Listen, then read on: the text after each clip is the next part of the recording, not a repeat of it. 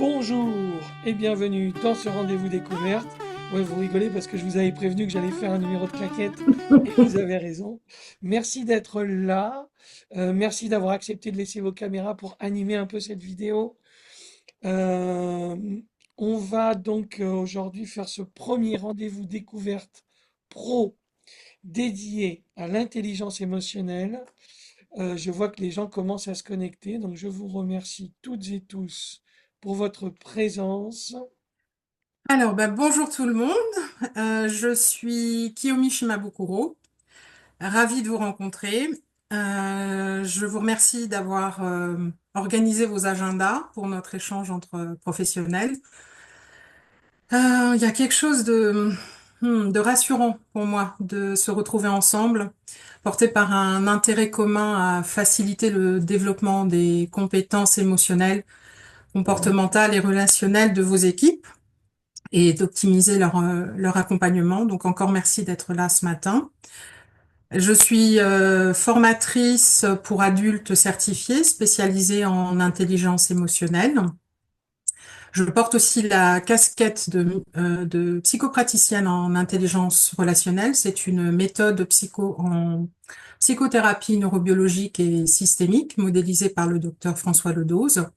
Cette approche est une synthèse qui prend en compte la systémie selon l'IFS, Internal Family System, du docteur Richard Schwartz, et de la théorie polyvagale du docteur Stephen Porges. Et pour finir, cerise sur le gâteau, je suis également formée à la médiation selon l'approche de la CNV de Marshall Rosenberg.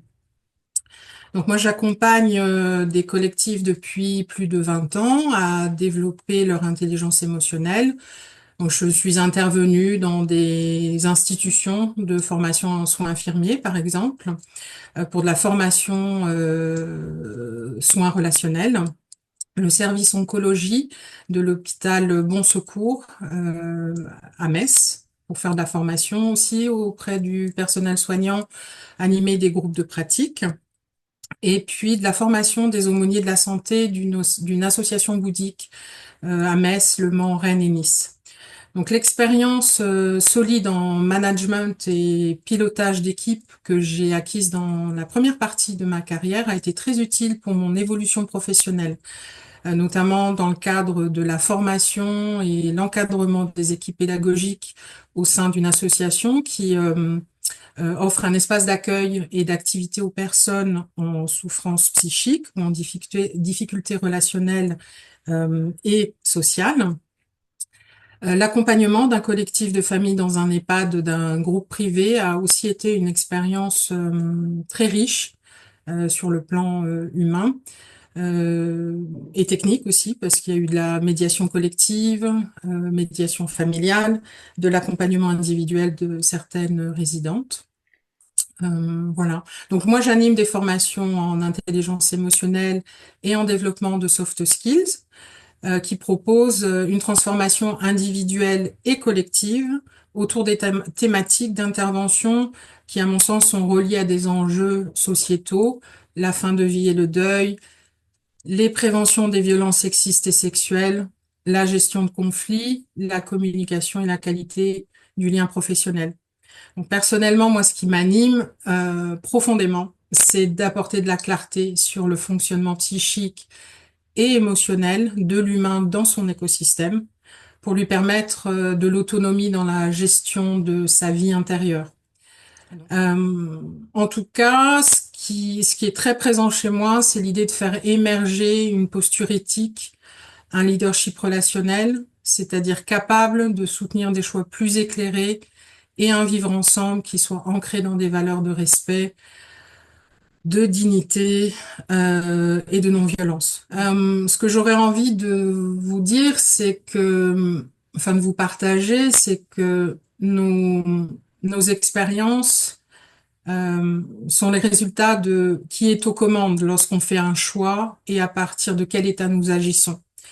Donc, si on prend une infirmière, une AS, un EduxP qui est confronté à une situation où il ou elle n'est pas conscient de ce qui se joue dans la relation avec la personne accompagnée, Cette personne, le professionnel, la professionnelle motivée inconsciemment par un besoin de réparation, par exemple, se suradapte pour plaire, pour soulager, pour réparer.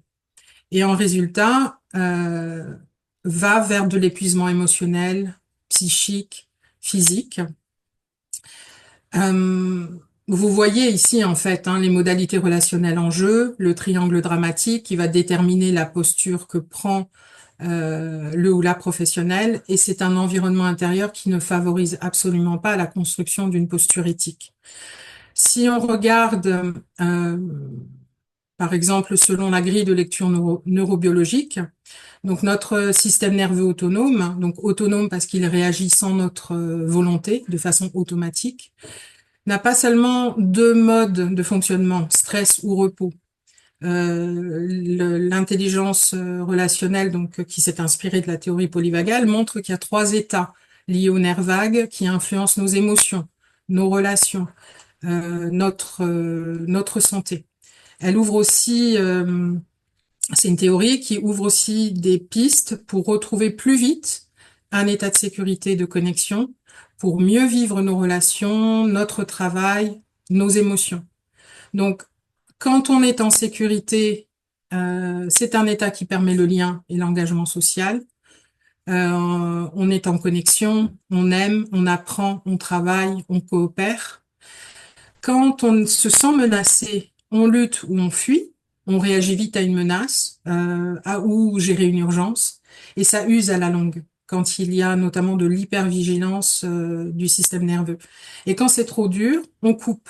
C'est l'animal qui fait le mort ou c'est une personne en choc après un traumatisme. Donc, qu'est-ce qui est important à comprendre ici? Je dirais que l'intelligence relationnelle aide à comprendre nos réactions automatiques face au stress et au danger. Et montre aussi que ce n'est pas de la faiblesse si l'on s'effondre ou on se fiche, c'est juste un mécanisme de survie qu'on a besoin de comprendre.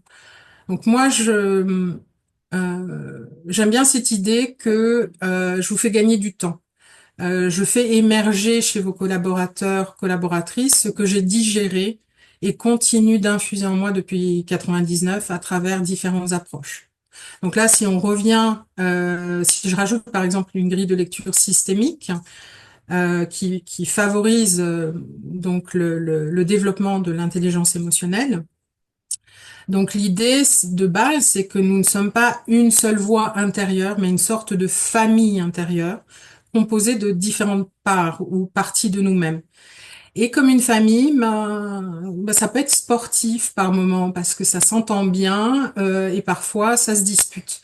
Et au-delà de ces parts, il y a en chacun de nous un espace qu'on va appeler le self, qui est notre centre intérieur, à partir duquel émergent des qualités de calme, de clarté, de sagesse intuitive, de compassion. Et quand on est connecté à cet espace-là, quand le self prend les commandes, il sait écouter, apaiser chaque part et utiliser chaque aspect de notre personnalité, toutes les qualités que nous portons, les mettre au service, à notre service et au service des autres. Donc c'est vraiment réconcilier et harmoniser ce qui se vit en nous. Donc on a plusieurs parts intérieures, c'est un peu comme une équipe en nous.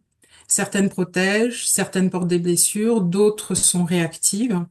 Et nous avons en nous cette boussole intérieure, le self, qui peut nous aider, qui nous apaise, qui nous, qui nous guide et qui remet de l'harmonie.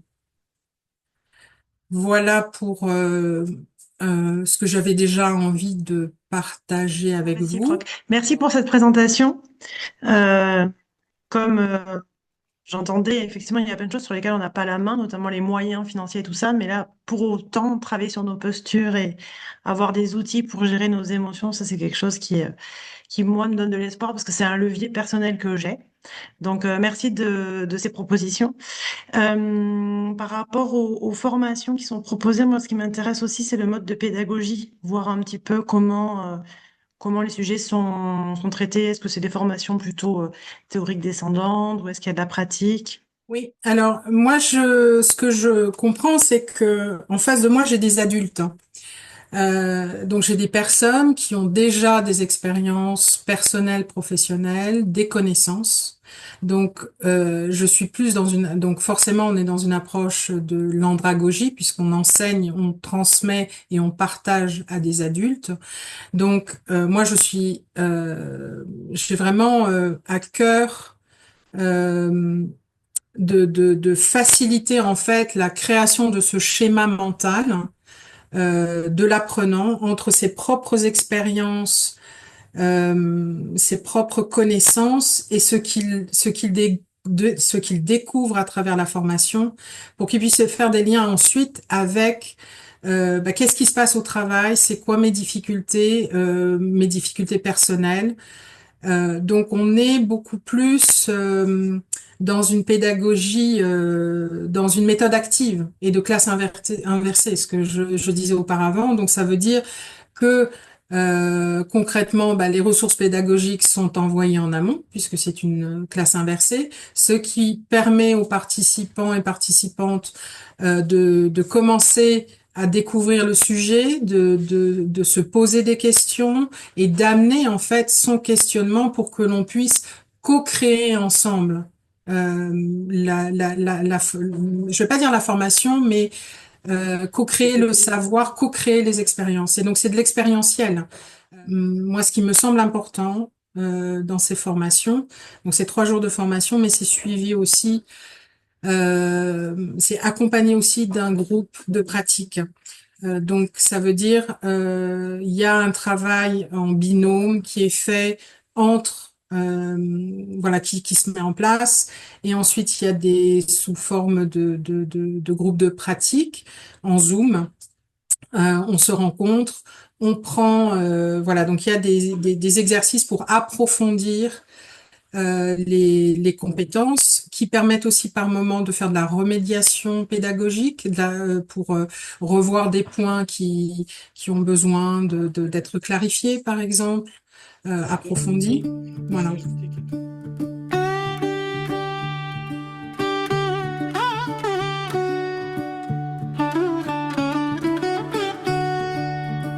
Ciao, ciao, merci. Merci.